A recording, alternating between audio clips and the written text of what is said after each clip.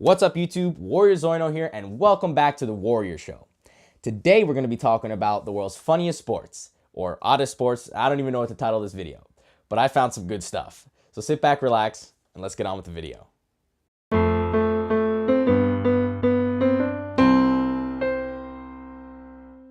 Now these aren't going to be in any particular order. I really didn't know how to order these at all because, they're all pretty strange in their own way. I'm from America, so the sports that we play are pretty much average and they're pretty much the same in the way they are. Two teams and, score points, win, cheer, bada bing, bada boom, you're done.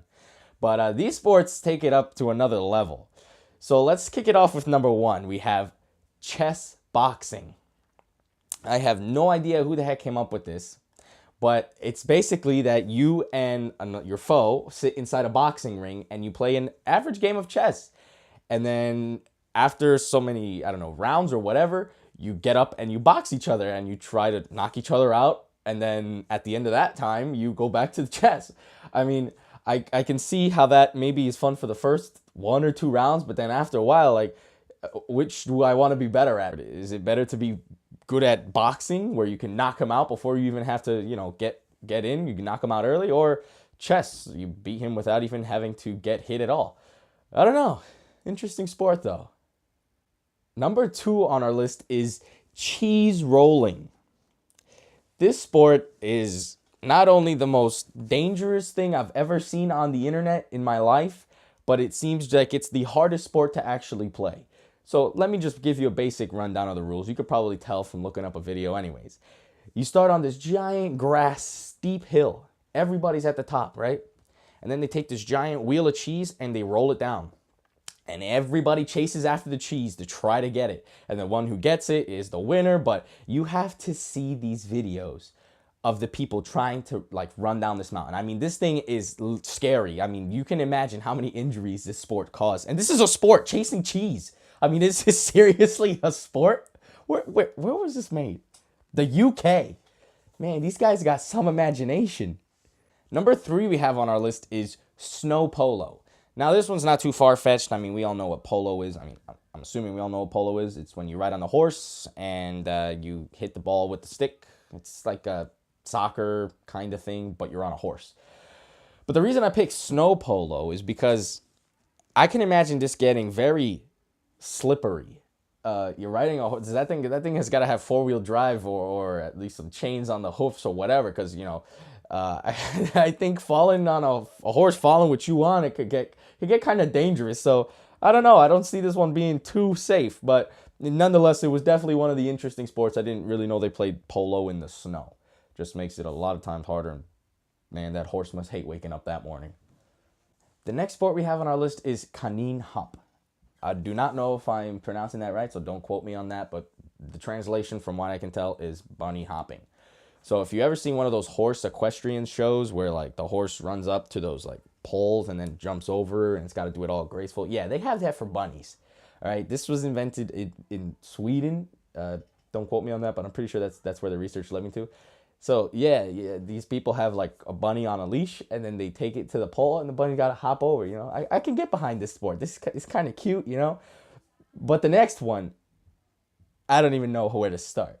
So the next one that I have is keeping that equestrian theme, and I'm not exactly sure who invented this at all, but it's called hobby horsing. And I don't know if you guys have heard of it, but it is so funny to watch, and I don't even know how you cheer for this. If your bunny's hopping over doing a good job, all right, yeah, my bunny did good, give him a carrot or something.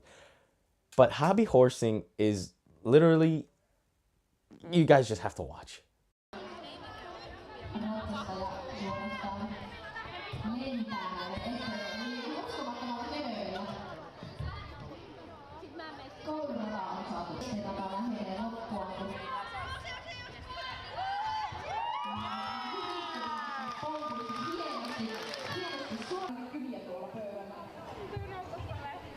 So hobby horsing is these teen girls who have this toy horse and they gallop around like a horse and they jump over these poles. It's just, I don't know what qualifies as a sport in some other countries. How do you even cheer for this? Woo, yeah, go Gracie, jump over that pole, yeah. I don't know. But you know what I always say? If the sport works for that country, so be it. Who they hurting? All right, the next sport is, I don't even know what to call it. I mean, the name of it is buzkashi. I'm pretty sure that's how you say it. You can look it up if you want, but I'll give you a basic rundown of what the sport is. It's the national sport of Afghanistan.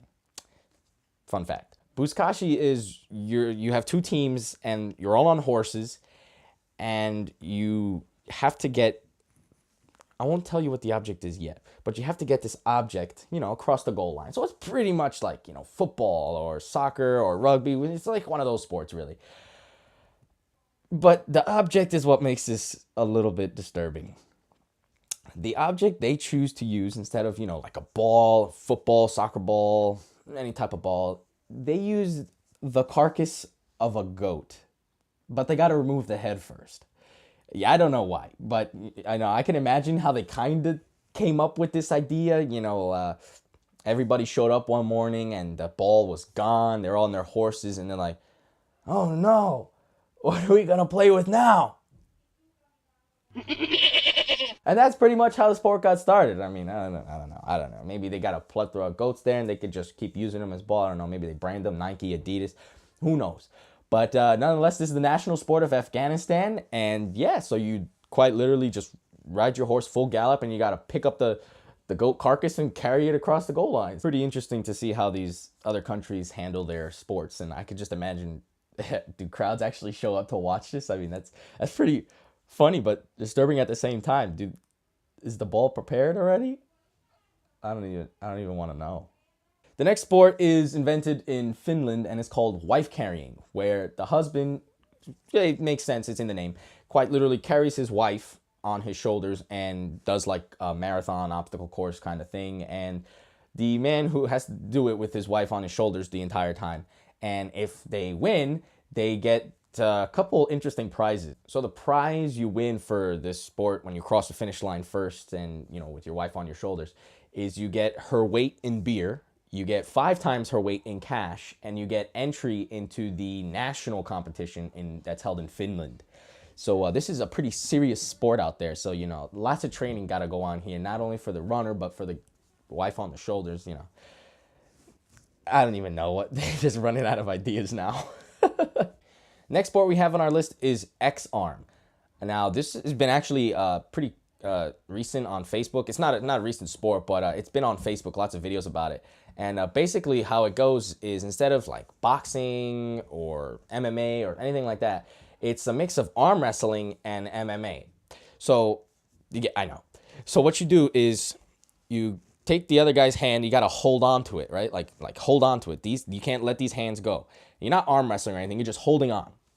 And then you proceed to just bash each other in the head multiple times until one goes down and one's knocked out. And then that's how you play X-Arm. And then there's a referee and people watch and cheer. And I don't know, it just seems very brutal. And I don't even know what kind of training you need to be able to do this. I don't even know if this sport helps you. Like, when you train to do like some sort of fighting, I'd imagine that it would help in a real world situation if you're getting attacked or something. If you're a boxer or a kickboxer or MMA fighter, you can handle yourself pretty well. But I mean, what are you going to do with this type of training? Like, come on, put your hand there. Let's go around the 2. I think it takes a lot of training and a lot of guts to even step close to this table. I mean, it seems that once if you're not the guy who's winning, you're gonna die or something. Like, this sport's crazy. The next sport on our list is calcio storico. Don't know if I'm saying that right, but it means historic football or historic soccer for, the American translation. This is played in Italy. And imagine rugby with soccer, football, mix them all together, and MMA too. I don't know how that always winds up in the mix for some of these sports. Basically, it's a regular game of soccer or football, rugby. I don't even know which one it is. I don't even know if it's a sport at this point. But you got 2 teams and you have to, get the ball across the line or goal, whatever. And you could do whatever the heck you want. Quite literally do whatever the heck you want. The guy has the ball. You are allowed to punch him in the face or clothesline him or trip him and kick him and stomp on him. You can dog piles form and they fight. It's a crazy sport. I don't know if you've ever watched it, but it is probably one of the most brutal sports that I have ever seen or watched. but there's never been a sport that I want to watch more because it's just so crazy to see these guys like full-grown men just clotheslining other men just right onto the ground and grabbing the ball and running and getting beaten up. It's like MMA soccer. It's the greatest invention ever. Don't quote me on that. And the last sport we have on our list is bald. Now, I don't really know what the exact name for it is, but there's a YouTube video that called it bald, and it's a Japanese sport. It's pretty popular, actually, which is kind of interesting. So the basic rundown of this sport is you have two bald men, most likely older men. Doesn't have to be older men, but they're bald. And I guess they shave their head really squeaky clean or whatever, and they stick a suction cup on the top of their head. And that suction cup has a string attached to another suction cup that's on another guy's head, and they stand like bulls or something, and they pull apart. And they pull apart and pull apart, and whoever's suction cup pops off the head, the other guy wins. How do you train for this sport? Like, do you gotta, purchase the right razor and shaving cream and, I don't know, maybe like nair your head or something? I don't even know how you prepare for this sport, but it's pretty intense. Like, you gotta watch these matches. These guys are serious about this, all right? When they stick that, like, and when they stick that thing, I mean, they could probably hang off like a building for that thing for a couple of good seconds. Like, it's that good. So you can imagine when they're pulling apart, when you see the one that popped off his head, he has like a giant red spot. I mean, this sport is intense and it must take like years and years of training. I'm thinking about trying out. Let me know in the comments below if you think I should. That's all we have for today's episode, guys, so I hope you enjoyed the episode. Go ahead, drop a comment down below on what you want to see mentioned in our next video. And if you haven't subscribed already, go ahead, click that subscribe button down below so you can keep in touch with The Warrior Show and any future episodes that we have coming out soon. Remember, we have a new episode coming up every Thursday, so stay tuned. Thanks for watching. Have a good night, and see you later.